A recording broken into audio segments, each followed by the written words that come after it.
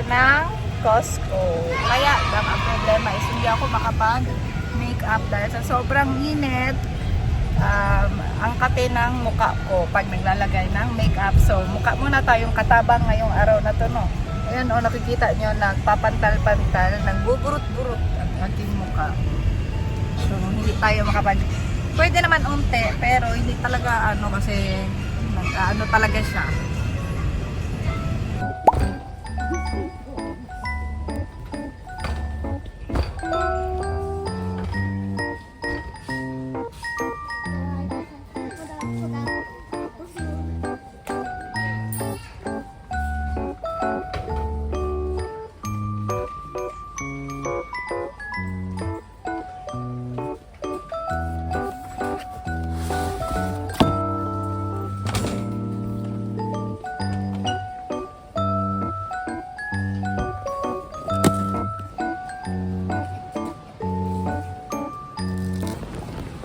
Palang isang lapad na guys. Grabe, kaya ayokong pumunta dito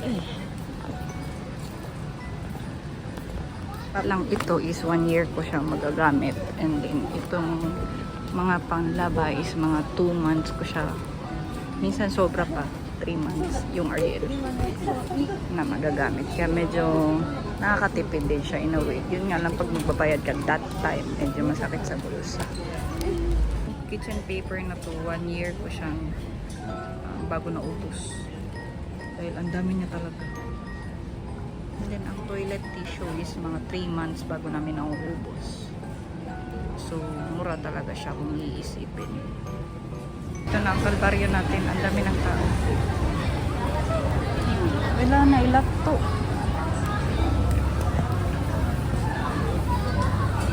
Kaya lang ako lang mag-isa, hindi ko na mauubos. Banana tabel. 1.36 kilo te. 360. Do? Banana? Banana car. Kau? Ito ang banana car.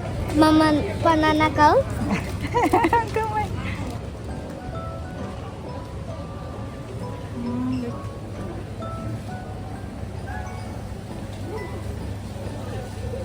Bili ako nito. Ay, hindi bibilhin. Ito. Pero yung isa ang bibilhin ko. Wait, tingnan natin kung meron. Ayan. Mura na siya.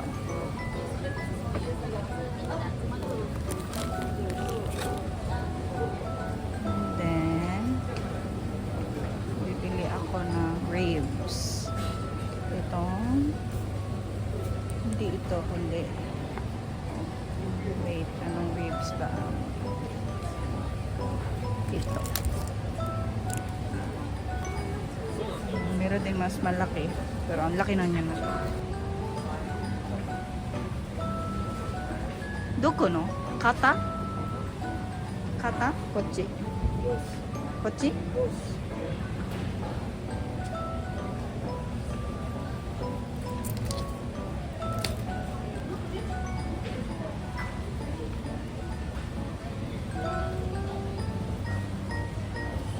Kore wa kata? Papa, kore kata? Buisit ni si Payat, uy. Wait lang, pork picnic. Parang gusto ko. Kore kata? Kaite nai? Kata? Ang sarap nitong adobo, sabaw. Papa nani tayo na sa tokore dito. Pag si Payat ang may gusto, pustahan tayo, mahal yan. Ito ang gusto. Diba ka mahal-mahal? Ay, mahal lang gusto niya. Wala siya, hindi ko bibili.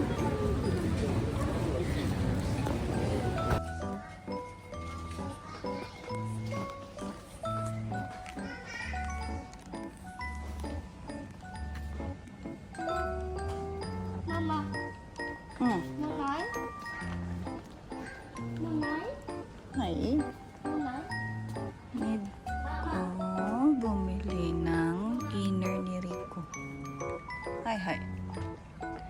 Nauntay nag-sale. Uy, naiampangan. Ampangan, oh. One eternity later. So, ayan, nakauwi na kami. Bumili ako ng Canada pork back rib for 2,170 yen. Pwede mo siyang i-barbecue, sabaw, adobo, and ano na siya, 2 kilo na siya for only niseng yen. Mura na siya. And then, bumili din ako parang pork chop, pork chop slice na baboy for only niseng na 2,277 yen. And 1.6 kilo na siya. So, pwede na. Mura na siya. And then, bumili din ako ng beef and pork. Mix na siya na giniling. 2,612 yen. And nasa 2 kilos din siya. And then, ito is beef kalbi yakiniku.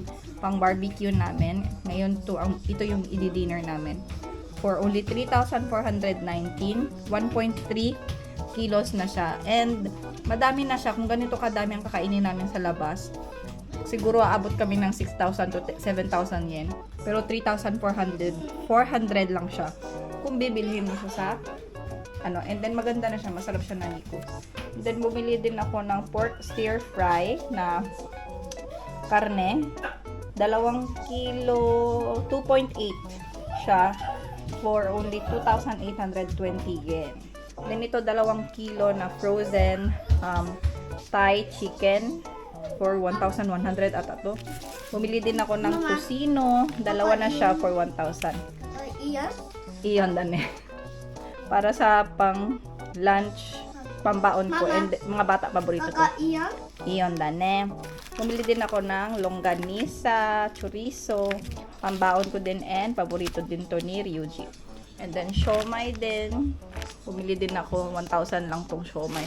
And 1 kilo ng saging. Kumakain na si Ryuji. Tignan mo, ang laki ng saging na to. Ito yung kamay ko, laki ng saging talaga. And then, bumili ako sa ibang supermarket sa Gyomu ng, yung mga frozen gulay ko. Edamame, paprika, broccoli. Bumili din ako doon ng gatas. Hindi ko sure kung masarap pa to, no? Then, bumili si Payat ng inumin niya. Then, bumili ako ng freezer bag para sa mga karne dahil naubusan ako. And then, bumili ako ng wet sheet, flooring wiper wet sheet. 30 pieces na siya, 100 yen lang. Mura siya doon. So, yan yung binili ko. And then, yung kanina, yung mga toilet tissue. And then, inabot kami ng 2 lapad, magtatatlong lapad sa Costco. Pero dahil din yun sa may mga sabon, mga tissue, and ilang buwan din yun mauubos. So, i-update ko kayo kung ilan na ba yung nagagamit namin, ganun, para malaman nyo kung gaano din siya katipid. Mukha lang siyang mahal dahil isang bagsakan, pero napakamura niya. So, ayan, yung mga pinabili na. Papakita ko sa inyo yung mga nabili namin tissue. Yung kitchen paper, hindi ko na may papakita sa inyo dahil tinago ko na at napagod ako magtago nun. So, dito ko tinago yung mga ito yung ito yung toilet tissue, ito yung mga sabon panlaba, kabihayta, hindi lang siya kitang-kita. And then ito yung bumili din ako nito, fabric softener. Yes, bumili din tayo dyan. So, and then ito yung mga tissue. Dito ko tinago para mabilis lang makuha, no?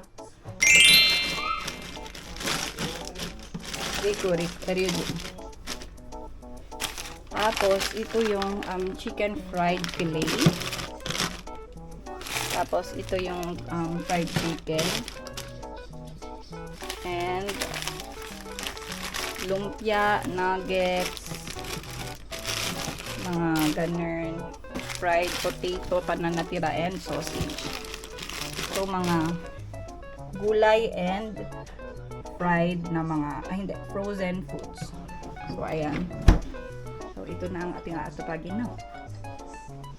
Dahil ito is, ganyan naman talaga yan sila.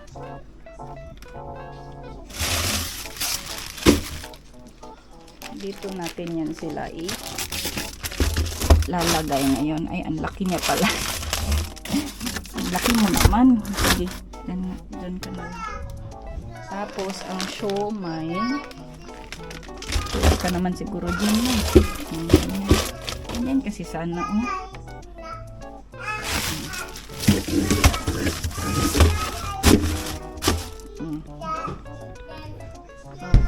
Ayun na lang. Tapos ito, sila is kailangan ko ata i-separate talaga to. Kasi pag nilagay ko to sa freezer, kailangan ko ilabas lahat bago iluto. 150 grams pa naman ang isa nito. So baka hatiin natin to ng 3 para matipid. Tapos ito din, hatiin natin ng 3.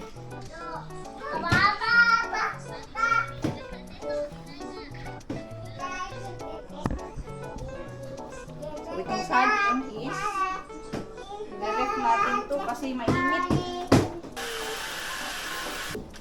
Unahin natin yung madaling i-segregate.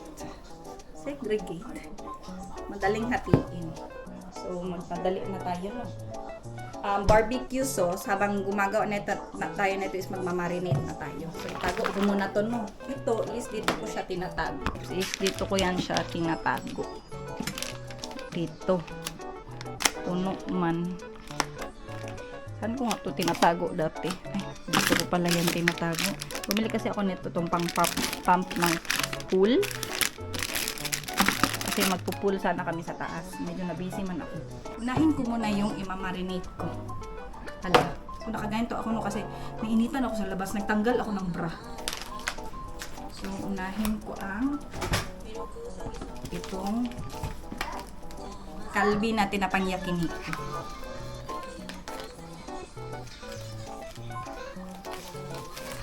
Kuntuwa talaga ako rin na may freezer ako. Talagang ang hirap kasi pag masikip yung space, onti lang yung storage mo. Ang hirap mag-budget dahil paulit-ulit ka mamimili.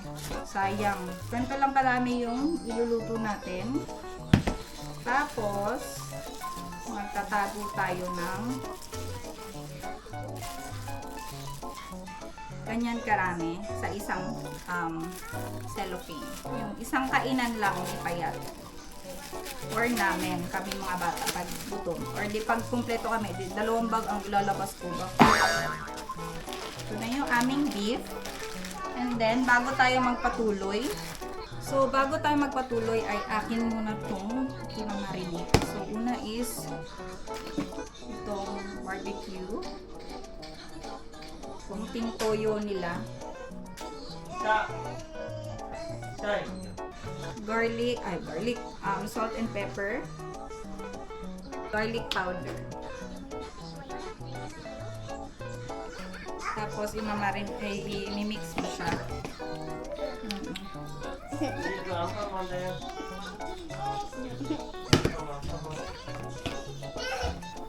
Pork stir fry.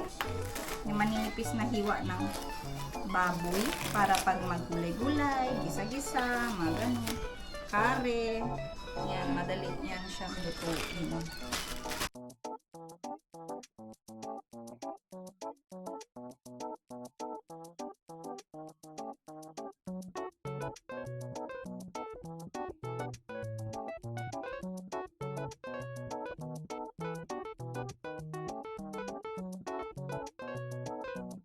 So, nakagawa tayo ng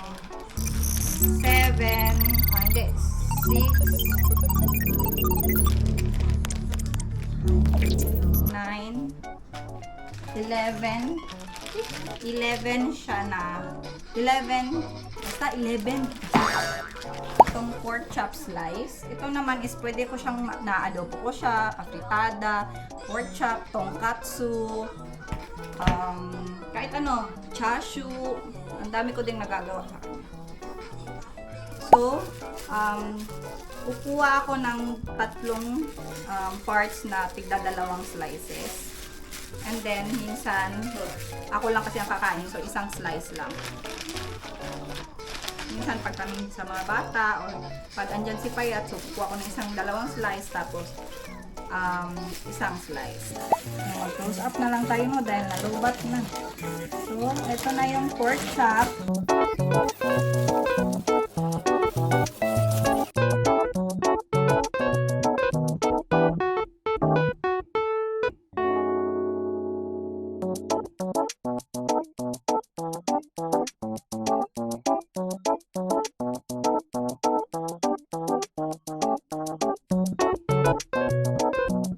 So, ganyan yung itsura niya. Ang layo niya pa sa pagpapuno. But, okay lang yan dahil wala pa tayong... Pero dito puno na. Ayan, napuno ko na siya. Tapos dito is pupunuin ko yan ng ice. So, hindi yan siya malalagyan ng kahit ano dyan. So, dito. On na natin to.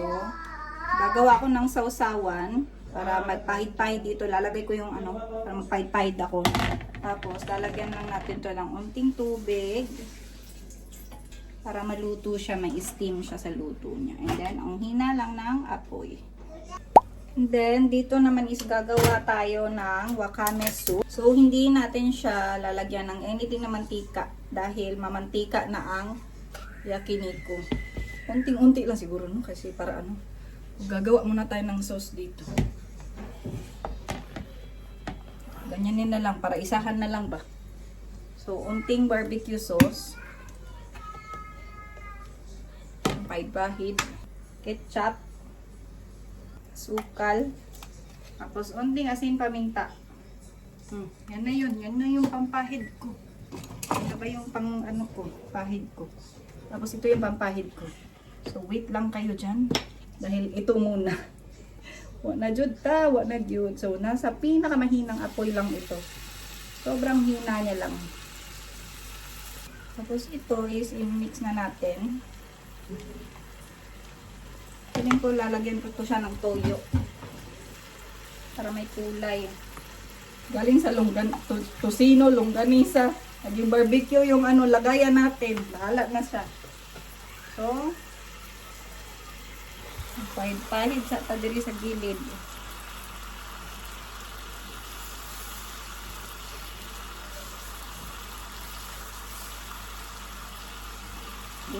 Dito naman ang ating soup. Multitasking tayo, be! Sisiu. Capital P-U-P. Sisiu. Dito sa soup is lalagyan natin yan ng maraming spring onions. Ito is frozen na siya, ha? Bumili ako ng maraming spring onions, tapos hiniwa-hiwa ko, tapos ilagay ko sa ziploc, pinrozen ko. Para pag kailangan ko is, wala na, nandyan na. Tapos dito is lalagyan natin yan ng chicken powder.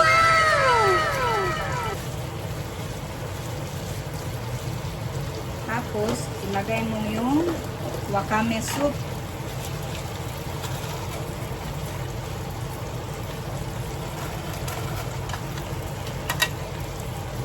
Oh, siyempre.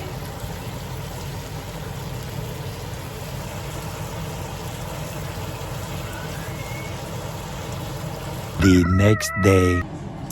So, ito na yung ating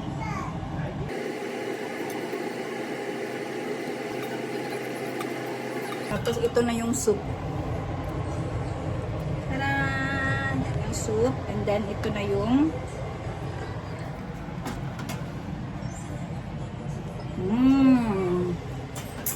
Sabi ko sa inyo, marunong ka magluto. Wala kayo dyan. Bye-bye. Ayan, bigla na lang ako nag-cut dahil medyo na-busy na ako sa pagpakain, nag-prepare. Hindi na kayang sabay-sabay. So, mag-outro lang ako, no. Salamat sa mga sumusuporta sa mga pamilya ko, sa side ng papa ko din, kay mama, kay mga kapatid ko, sa mga pinsan ko, sa mga tita ko na sinishare talaga yung vlog ko. Nagulat ako sa side ng papa ko, si na Ate Lani, yan. Lobo, kaulaw. Ay, gulat talaga ako na nag-support kayo sa akin, no. Hindi ba ako nag-chat, no. So, ganyan talaga ang buhay ba. Magulat ka na lang, no. One day na, marami pa palang mga taong gustong sumuporta sa'yo, sa mga gusto mong Hindi ka talaga nag-iisa. Hindi ka hayaan ng Diyos na mag-isa ka, no. Kung hindi mo siya nakikita, then bibigyan ka ng mga tao na tulong din sa'yo para ma-feel mong hindi ka nag-iisa. 'Di ba? Pero si God yan. Ang galing nga lang. Salamat sa inyong lahat. Alam ko mahirap pa to, no? Ang layo pa. Napakalayo pa, pero okay ra na. Uy, mada. Abay, kung ano ba sa lingaw-lingaw ra ta diri, kung ano no, basta maswertian, pero lingaw-lingaw ra. So, maraming salamat sa pag-antos sa ako ang mga vlog, permi. Sana nagugustuhan nyo. Ano ba ang nagugustuhan nyo dito sa vlog ko? Hindi ko din alam kung pero gagawa ko dito sa vlog ko. Sana nagustuhan nyo ang vlog ko. And sa mga nanonood kay sa Toro family ay after nyo sa kanya, isa akin naman kayo ba? Baka naman, no? Kaya yun lang siya. And may God bless you and your family and your health sa Pilipinas. Let's pray for the Philippines sa bagyo ba, no? Na although napaka-late na ng upload nitong video na to. Pero itong video na to ay during bagyo sa Pilipinas, sa Manila. Ngayon, so let us pray for the country. Yun lang. Nantok na din ako. Maliligo pa ako. No? Yung asawa ko na nagpatulog sa taas dahil gusto ko na talaga maligo. Yun lang siya. Bye! Mwah!